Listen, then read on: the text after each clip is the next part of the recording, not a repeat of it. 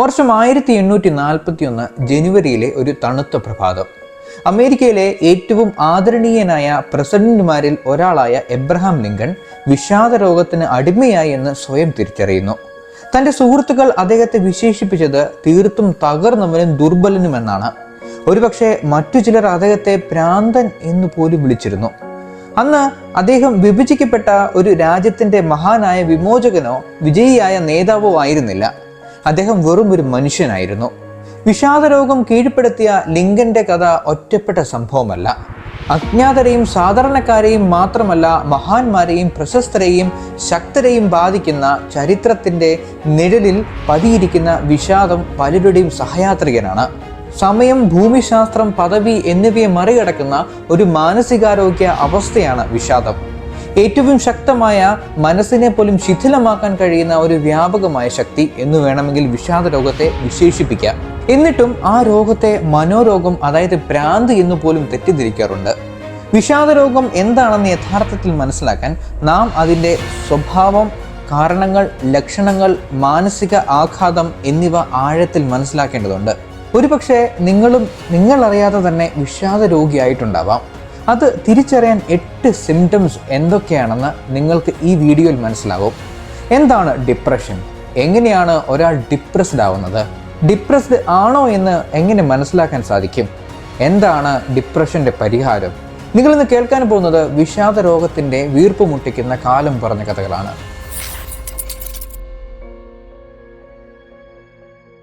ആധുനിക ലോകത്തെ ജനങ്ങളെ മാനസികമായും ശാരീരികമായും വളരെ ബുദ്ധിമുട്ടിലാക്കുന്ന ഒരു രോഗമാണ് വിഷാദ രോഗം അഥവാ ഡിപ്രഷൻ. ഇന്ത്യയിലെ പ്രശസ്തരായ പല വ്യക്തികളും വിഷാദ രോഗത്തിന് അടിമകളായിരുന്നു എന്നതും കാലക്രമേണ അവരതിൽ നിന്ന് മുക്തി നേടിയതുമെല്ലാം വാർത്തകളിലൂടെയൊക്കെ നമ്മൾ അറിഞ്ഞിട്ടുണ്ട്. ആൺ പെൺ ഭേദമില്ലാതെ എല്ലാവരിലും വിഷാദ രോഗം ബാധിക്കുന്നുണ്ട്.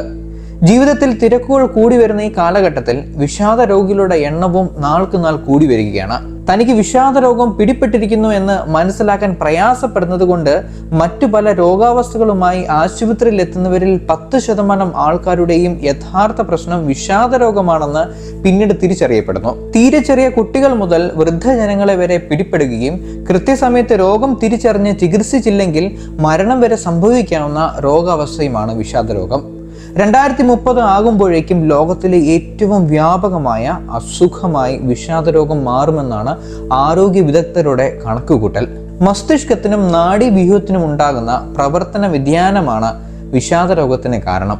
രോഗിയുടെ ചിന്തകളെ ബാധിച്ച് അതിലൂടെ അവരുടെ പ്രവൃത്തികളെ നിയന്ത്രിക്കുന്ന ഗുരുതരമായ രോഗമാണിത്. മനുഷ്യന്റെ ഭക്ഷണ രീതി, ഉറക്കം, വ്യക്തിത്വം എന്നിവയെ കടുത്ത തോതിൽ ബാധിക്കുമ്പോഴാണ് വിഷാദം രോഗമായി മാറുന്ന സാഹചര്യം ഉണ്ടാവുന്നത്. വിദ്യാഭ്യാസ, തൊഴിൽ മേഖലകളിലെ സമ്മർദ്ദങ്ങൾ, ഇഷ്ടപ്പെട്ടവരുടെ സ്നേഹം നഷ്ടമാകുമ്പോൾ, സാമ്പത്തിക പ്രതിസന്ധി നേരിടേണ്ടി വരുമ്പോൾ, കൗമാരക്കാർക്ക് എല്ലാവരുടെയും പ്രതീക്ഷയ്ക്കൊത്ത് ഉയരാൻ സാധിക്കാതെ വരുമ്പോൾ, ഇങ്ങനെ പല കാരണങ്ങൾ വിഷാദ രോഗത്തിലേക്ക് നയിക്കാം. ആദ്യം തന്നെ തന്നിലുണ്ടാവുന്ന വ്യത്യാസങ്ങൾ തിരിച്ചറിഞ്ഞ് ചികിത്സിക്കുകയാണെങ്കിൽ പൂർണ്ണമായും രോഗം ചികിത്സിച്ച് ഭേദമാക്കാനാകും. രോഗനിർണയത്തിന് ശേഷം സൈക്കോതെറാപ്പിയിലൂടെയും മെഡിക്കൽ ചികിത്സയിലൂടെയും പൂർണ്ണമായും മാറ്റാനാകും. എങ്ങനെ വിഷാദ രോഗത്തെ തിരിച്ചറിയാം? What are the symptoms of depression? വിഷാദ രോഗത്തിന്റെ ലക്ഷണങ്ങൾ വ്യത്യസ്ത ആളുകളിൽ വ്യത്യസ്ത രീതികളിലാണ് കാണപ്പെടുന്നത്. എന്നാൽ ചില പൊതുവായ ലക്ഷണങ്ങൾ എപ്പോഴും ഉണ്ടാവാറുണ്ട്. Diagnostic and statistical manual of mental disorder, അതായത് DSM-5 അനുസരിച്ച് എന്തൊക്കെ ലക്ഷണങ്ങളാണ് വിഷാദ രോഗത്തിനുള്ളതെന്ന് നമുക്ക് നോക്കാം. ഒന്നാമത്തേതാണ് പെട്ടെന്നുള്ള ദേഷ്യം അല്ലെങ്കിൽ കാരണമില്ലാതെ ദേഷ്യപ്പെടുക, ആക്രമണ മനോഭാവം, മിക്കവാറും സമയങ്ങളിൽ ഉത്സാഹക്കുറവും സങ്കടവും അനുഭവപ്പെടുക. രണ്ടാമത്തേതാണ് ദൈനംദിന കാര്യങ്ങളിൽ താല്പര്യക്കുറവും അവ ചെയ്തു തീർക്കാൻ ബുദ്ധിമുട്ടുണ്ടാവുകയും ചെയ്യുന്നത്.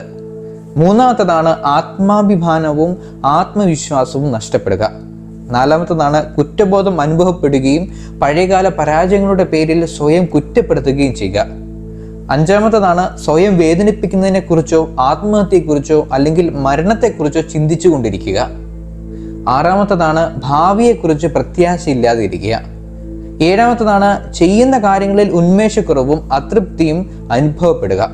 എട്ടാമത്തേതാണ് ഇടയ്ക്കിടെ ഒരു കാരണമില്ലാതെ കരയുകയും അതുപോലെ കരയുന്ന മുഖത്തോടെ കാണപ്പെടുകയും ചെയ്യുന്നത്. ഈ ലക്ഷണങ്ങൾ മറ്റൊരാൾക്ക് തിരിച്ചറിയാൻ ചിലപ്പോൾ കഴിഞ്ഞെന്ന് വരില്ല. കാരണം കൂടെയുള്ളവരോട് ദേഷ്യമായോ വാശിയായോ ആയിരിക്കാം വിഷാദ രോഗികൾ പ്രകടമാക്കുന്നത്. എന്താണ് വിഷാദ രോഗത്തിനുള്ള കാരണങ്ങൾ? Cause of depression. ഒന്നാമത്തേതാണ് ബയോളജിക്കൽ ഫാക്ടേഴ്സ്. പാരമ്പര്യമായും ഡിപ്രഷൻ ഉണ്ടാവാൻ സാധ്യതയുണ്ട്. കൂടാതെ സെറോട്ടോണിൻ, ഡോപ്പമിൻ, നോറെപിനെഫ്രിൻ തുടങ്ങിയ ന്യൂറോ ട്രാൻസ്മിറ്ററുകളിലെ പ്രശ്നങ്ങൾ, മനസ്സിനെ അഥവാ മൂഡ് നിയന്ത്രിക്കുന്ന കെമിക്കൽസിൽ ഉണ്ടാവുന്ന വ്യതിയാനങ്ങൾ എല്ലാം ഇതിന് കാരണമായേക്കാം. ചില പഠനങ്ങൾ സൂചിപ്പിക്കുന്നത് മസ്തിഷ്കത്തിലെ വീക്കം വിഷാദ രോഗ ലക്ഷണങ്ങൾക്ക് കാരണമായേക്കാമെന്നാണ്. രണ്ടാമത്തേതാണ് സൈക്കോളജിക്കൽ ഫാക്ടേഴ്സ്. തൃപ്തിയില്ലായ്മ, ആത്മാഭിമാനമില്ലായ്മ, എന്ത് ചെയ്താലും കുളമാകും, കുഴപ്പമാകും എന്നുള്ള ചിന്ത തുടങ്ങിയ ചില വ്യക്തിത്വ വൈകല്യങ്ങൾ ഒരാളെ വിഷാദ രോഗത്തിന് ഇരയാക്കും. വിഷാദ രോഗത്തെക്കുറിച്ചുള്ള ചില സിദ്ധാന്തങ്ങൾ സൂചിപ്പിക്കുന്നത് വിഷാദ രോഗമുള്ള ആളുകൾക്ക് നെഗറ്റീവ് ചിന്താരീതികൾ കൂടുതലായിരിക്കുമെന്നാണ്. മൂന്നാമത്തേതാണ് എൻവയോൺമെന്റൽ ഫാക്ടേഴ്സ്. ട്രാജഡി, നഷ്ടം, ജോലി സ്ഥലത്തെയോ കുടുംബത്തിലെയോ സ്ട്രെസ് അല്ലെങ്കിൽ റേപ്പ്, മോളസ്റ്റേഷൻ, ഹറാസ്മെന്റ് പോലുള്ള ജീവിത സംഭവങ്ങൾ വിഷാദത്തിന് കാരണമായേക്കാം. ഉദാഹരണത്തിന് പ്രിയപ്പെട്ട ഒരാളെ നഷ്ടപ്പെടുക, വിവാഹമോചനത്തിലൂടെ കടന്നുപോകുക, സാമ്പത്തിക പ്രശ്നങ്ങൾ അല്ലെങ്കിൽ കുട്ടിക്കാലത്തുണ്ടായ ട്രാജഡി ഓർ ഹരാസ്മെന്റ് എന്നിവ ഒരാൾക്ക് ഡിപ്രഷൻ ഉണ്ടാക്കാൻ കാരണമായേക്കാം. നാലാമത്തേതാണ് chronic illness and substance use. ഹൃദ്രോഗം, പ്രമേഹം അല്ലെങ്കിൽ ക്യാൻസർ തുടങ്ങിയ വിട്ടുമാറാത്ത മെഡിക്കൽ അവസ്ഥകളിലൂടെ കടന്നു പോകുന്ന ആളുകൾക്ക് വിഷാദരോഗം ഉണ്ടാകാനുള്ള സാധ്യത വളരെ കൂടുതലാണ്. ലഹരി വസ്തുക്കളുടെ ദുരുപയോഗം, മദ്യമോ മയക്കുമരുന്നോ ആകട്ടെ വിഷാദ രോഗലക്ഷണങ്ങൾ വർദ്ധിപ്പിക്കുകയോ അല്ലെങ്കിൽ കൂടുതൽ ഗുരുതരമാക്കുകയോ ചെയ്യാം. പലതരത്തിലുള്ള ഡിപ്രഷൻസ് ഉണ്ട്. Different types of depression. ഒന്നാമത്തേതാണ് മേജർ ഡിപ്രസീവ് ഡിസോർഡർ, അതായത് MDD. ഇത് ഏറ്റവും സാധാരണമായ വിഷാദ രോഗമാണ്. ഇത് കുറഞ്ഞത് 2 ആഴ്ചയെങ്കിലും നീണ്ടു നിൽക്കുന്ന സങ്കടമോ താല്പര്യക്കുറവോ ആയിട്ടാണ് കാണപ്പെടാറ്. ചെറിയ രീതിയിൽ തുടങ്ങി ഗുരുതര അവസ്ഥ വരെ എത്താൻ ഇതിന് കഴിവുണ്ട്. കൂടാതെ ഒരു വ്യക്തിയുടെ പ്രവർത്തന ശേഷിയെ കാര്യമായി ബാധിക്കുകയും ചെയ്യും. രണ്ടാമത്തേതാണ് പെർസിസ്റ്റന്റ് ഡിപ്രസീവ് ഡിസോർഡർ, അതായത് PDD. ഈ അവസ്ഥ ദീർഘനാൾ നീണ്ടു നിൽക്കുന്നതാണ്. MDD പോലെ തന്നെയുള്ള ലക്ഷണങ്ങളാണ് കാണിക്കുന്നതെങ്കിലും ഏകദേശം 1 വർഷം വരെ ഈ അവസ്ഥ തുടരാറുണ്ട്.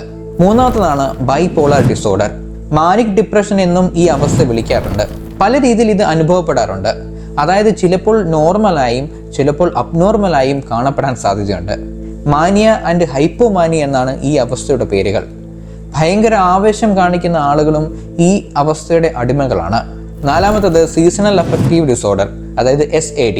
ചില കാലാവസ്ഥകൾ അനുസരിച്ച് ഈ സ്വഭാവത്തിനുണ്ടാകുന്ന വ്യത്യാസങ്ങൾ ഈ അവസ്ഥയുടെ സിംറ്റംസ് ആണ്.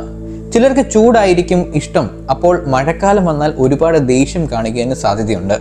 അഞ്ചാമത്തതും മോസ്റ്റ് ഇമ്പോർട്ടൻ്റ് ആയിട്ടുള്ളത് പോസ്റ്റ് പാർട്ടം ഡിപ്രഷൻ, അതായത് PD. പ്രസവശേഷം അമ്മമാരെ ബാധിക്കാറുള്ള പ്രശ്നമാണത്.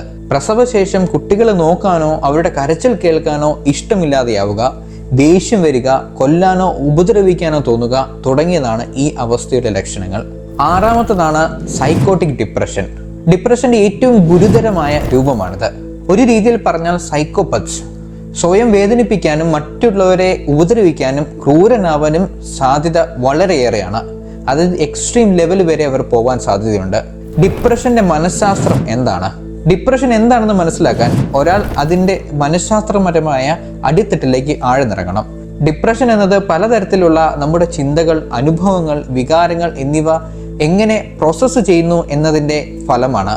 കോഗ്നിറ്റീവ് ബിഹേവിയറൽ തെറാപ്പി, അതായത് CBT, വിഷാദ രോഗം മനസ്സിലാക്കുന്നതിനും ചികിത്സിക്കുന്നതിനുമുള്ള ഏറ്റവും നല്ല മനഃശാസ്ത്രപരമായ സമീപനങ്ങളിൽ ഒന്നാണ്. വിഷാദ രോഗം വളരെ ഗൗരവമേറിയതും ഉടനടി ചികിത്സ വേണ്ടതുമായ രോഗാവസ്ഥയാണ്. ഈ ഒരു രോഗം കുടുംബത്തിൽ ആർക്കെങ്കിലും ഉണ്ടായാൽ ആ കുടുംബത്തിന്റെ സന്തോഷവും സമാധാനവും നഷ്ടപ്പെട്ടേക്കാം. വിഷാദ രോഗത്തെ അതിജീവിക്കാനുള്ള പ്രതിവിധികൾ എന്തൊക്കെയാണ്? വിഷാദ രോഗം കൈകാര്യം ചെയ്യുന്നതും ചികിത്സിക്കുന്നതും തുടർച്ചയായ ഒരു പ്രക്രിയയാണ്. അതുകൊണ്ട് തന്നെ ഉടനെ ഒരു ഡോക്ടറെ കാണുക എന്നത് വളരെ അനിവാര്യമാണ്. ഡിപ്രഷന് എന്തൊക്കെ ചികിത്സാ രീതികളുണ്ടെന്ന് നമുക്ക് നോക്കാം. ഒന്നാമത്തേതാണ് സൈക്കോ തെറാപ്പി, പ്രത്യേകിച്ച് കോഗ്നിറ്റീവ് ബിഹേവിയറൽ തെറാപ്പി. വിഷാദ രോഗത്തെ ചികിത്സിക്കുന്നതിൽ വളരെ ഫലപ്രദമാണെന്ന് തെളിയിക്കപ്പെട്ടിട്ടുമുണ്ട്. നെഗറ്റീവ് ചിന്താരീതികളെ തിരിച്ചറിയാനും വെല്ലുവിളിക്കാനും ആരോഗ്യകരമായ ചിന്താരീതികൾ വികസിപ്പിക്കാനും ഈ ചികിത്സയിലൂടെ വ്യക്തികളെ സഹായിക്കുന്നു. രണ്ടാമത്തേതാണ് selective serotonin reuptake inhibitors or serotonin and norepinephrine reuptake inhibitors പോലുള്ള ആന്റി ഡിപ്രസന്റ് മരുന്നുകൾ തലച്ചോറിലെ ഹോർമോൺ പ്രശ്നങ്ങളെ നിയന്ത്രിക്കാൻ സാധിക്കും. മരുന്നുകൾ മാത്രം ഒരു പ്രതിവിധി അല്ലെങ്കിലും രോഗലക്ഷണങ്ങൾ കുറയ്ക്കാനും വ്യക്തികൾക്ക് തെറാപ്പിയിലോ മറ്റു ചികിത്സകളിലോ ഏർപ്പെടുന്നത് എളുപ്പമാക്കാനും ഇത് സഹായിക്കും. വിഷാദത്തെ ചെറുക്കുന്നതിനുള്ള ഫലപ്രദമായ മാർഗമാണ് ശാരീരിക പ്രവർത്തനങ്ങൾ. വ്യായാമം സ്വാഭാവിക മൂഡ് ചേഞ്ചറായ എൻഡോർഫിനുകളുടെ ഉൽപാദനം തലച്ചോറിൽ വർദ്ധിപ്പിക്കുന്നു. ജിം, പബ്ലിക് വാക്കിംഗ് എല്ലാം ഇതിന് ഉദാഹരണമാണ്. ബ്രേക്കപ്പ് കഴിഞ്ഞാൽ ജിം പോകുന്നത് ഇപ്പോൾ സർവ്വസാധാരണമാണല്ലോ. നാലാമതാണ് മൈൻഡ്ഫുൾനെസ് അടിസ്ഥാനമാക്കിയുള്ള കോഗ്നേറ്റീവ് തെറാപ്പി, അതായത് MBCT. മെഡിറ്റേഷൻ ചെയ്യുന്നതും വളരെ നല്ലതാണ്. അഞ്ചാമതാണ് ഏറ്റവും മെയിൻ പോയിന്റ്. ഒറ്റപ്പെടൽ വിഷാദ രോഗം വർദ്ധിപ്പിക്കും.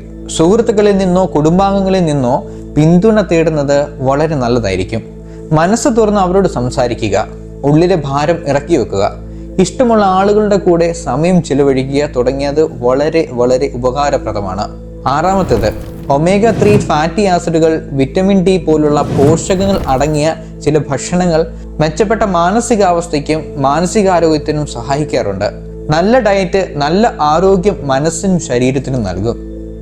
ഏഴാമത്തതാണ് വിഷാദ രോഗമുള്ള പലർക്കും ഉറക്കമില്ലായ്മ വളരെ വലിയ പ്രശ്നമാണ്. കൃത്യസമയത്ത് ഉറങ്ങി എണീക്കാൻ സമയക്രമം ഉണ്ടാക്കുക. ആദ്യ ദിവസങ്ങളിൽ ഉറക്കം വരാൻ ബുദ്ധിമുട്ടുണ്ടായേക്കാം. ഫോൺ മാറ്റിവെച്ച് നല്ല പുസ്തകങ്ങൾ വായിക്കുന്നതോ സബ്ലിമിനൽ മ്യൂസിക് കേൾക്കുന്നതോ മനസ്സിനെ ശാന്തമാക്കും. നിങ്ങൾക്ക് ഡിപ്രഷൻ ഉണ്ടെന്ന് തോന്നുന്നെങ്കിൽ സ്ക്രീനിൽ കാണിക്കുന്ന ഈ ബുക്കുകൾ മേടിച്ചു വായിക്കുക. മറന്നു പോകാതിരിക്കാൻ ഇപ്പോൾ തന്നെ ഒരു സ്ക്രീൻഷോട്ട് എടുത്തു വെക്കുക. വിഷാദ രോഗം കൂടുകയും അത് ചികിത്സിച്ച് മാറ്റാൻ കഴിയാത്ത അവസ്ഥയുണ്ടാവുകയും ചെയ്താൽ ആ വ്യക്തിയുടെ ശാരീരിക, മാനസിക, സ്വഭാവ രീതികളെ ജീവിതകാലം മുഴുവൻ മോശമായി ബാധിക്കുന്ന അവസ്ഥയിലേക്ക് കാര്യങ്ങൾ മാറും. എത്രയും നേരത്തെ ചികിത്സ കിട്ടുന്നുവോ എന്നതിനെ ആശ്രയിച്ചിരിക്കും രോഗം പൂർണ്ണമായി സുഖപ്പെടാനും ആവർത്തിക്കപ്പെടാതിരിക്കാനുമുള്ള സാധ്യത. ചിലർ അസുഖം പൂർണ്ണമായി ഭേദമാക്കുമ്പോൾ മറ്റു ചിലർ ഇതിൽ ആഴ്ന്നു പോകുന്നു. വിഷാദത്തിൽ നിന്ന് രക്ഷപ്പെടാനുള്ള മാർഗം അത് അനുഭവിക്കുന്നവർ അറിഞ്ഞോ അറിയാതെയോ തിരിഞ്ഞുകൊണ്ടേയിരിക്കും. ജീവിതം തന്നെ മാനസിക ബുദ്ധിമുട്ടുകൾ കൊണ്ട് തകർന്നു പോകുന്ന വിഷാദ രോഗത്തെ ആദ്യം തന്നെ കണ്ടെത്തി ചികിത്സിക്കേണ്ടത് വളരെ അത്യാവശ്യമാണ്. ഈ വീഡിയോ നിങ്ങൾക്ക് ഉപകാരപ്രദമായെങ്കിൽ ഇപ്പോൾ തന്നെ സബ്സ്ക്രൈബ് ചെയ്യുക, മറ്റുള്ളവരിലേക്ക് ഷെയർ ചെയ്യുക. Thank you for watching.